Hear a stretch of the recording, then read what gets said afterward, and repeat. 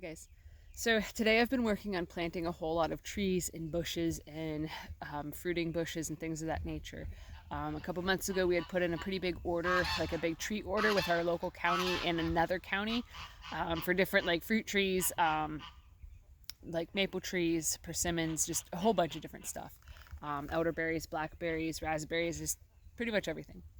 And that stuff actually came in this past week. So it's been a very nice distraction from dealing with all of the PTSD that's been like uprising up in me to be able to just keep focusing on planting because I have probably like 100 different things that I had, like 100 different like holes that I have to dig to plant different stuff. So I mean it's been pretty intense. I also started working on getting the garden area fenced in this week.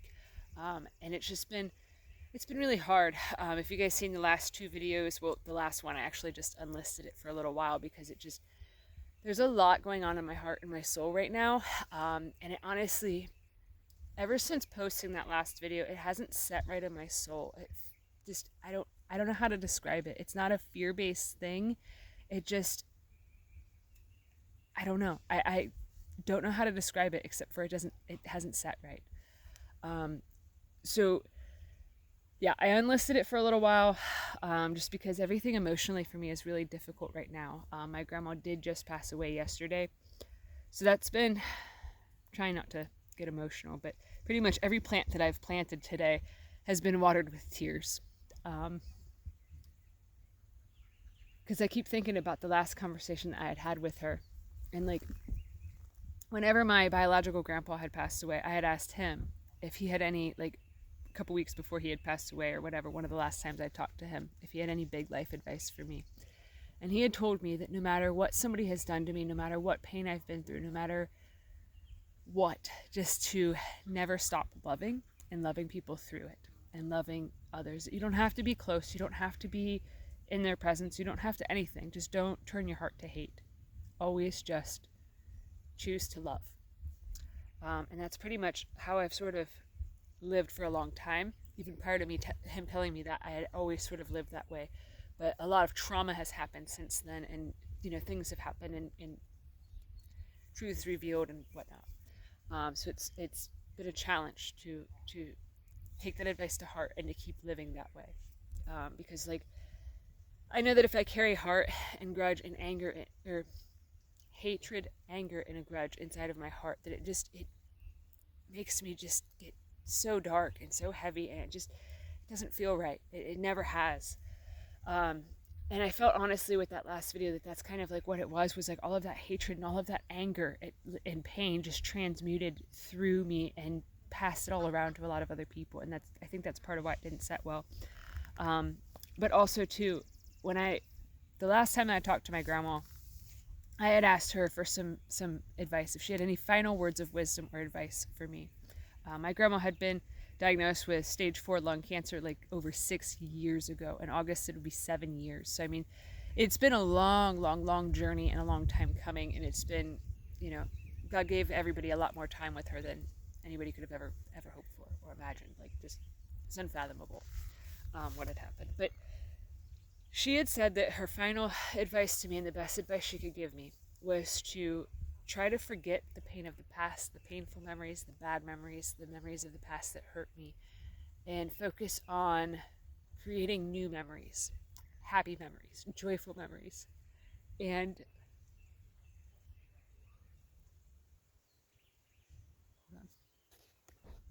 sorry, got a little emotional. Ever since she has passed, I keep hearing her tell me the same thing again and again and again and again. And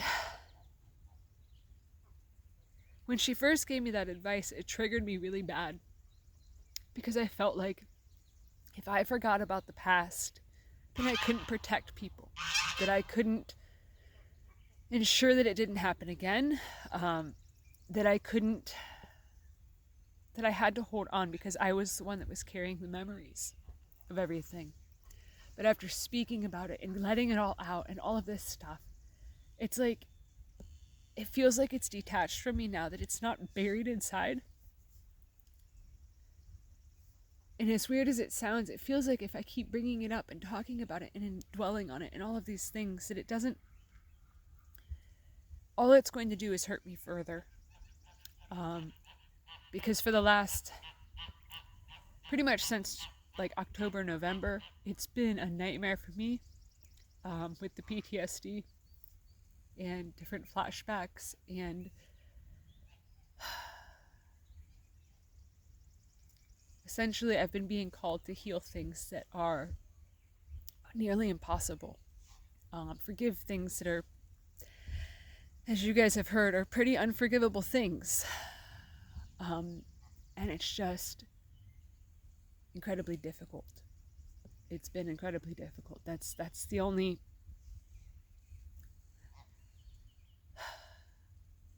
it's my only words for it, is that it's been incredibly difficult, what I've been asked to do, what I've been asked by the divine to do, what my soul has been asking me to do, what my heart has been asking me to do, to just purge all of these emotions and release so much heaviness and so much pain that I felt like just kept dragging me down, and it was suffocating me, is what it felt like.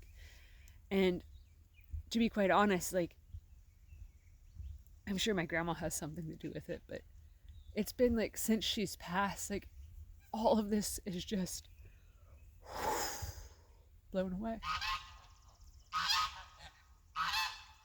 Like, that so much has been healed in just such a short instant. Like, you know, very metaphysical, very spiritual things have been happening since then for me, and it's been intense. I'm not saying that whatever happened to me was okay. I'm not saying that at all whatsoever, but the amount of purging of the emotions and the amount of release and the amount of healing that has happened for me just in the past, like, even just the past 8 hours, like overnight last night in my dreams, like, there was so many things that just kept happening, and it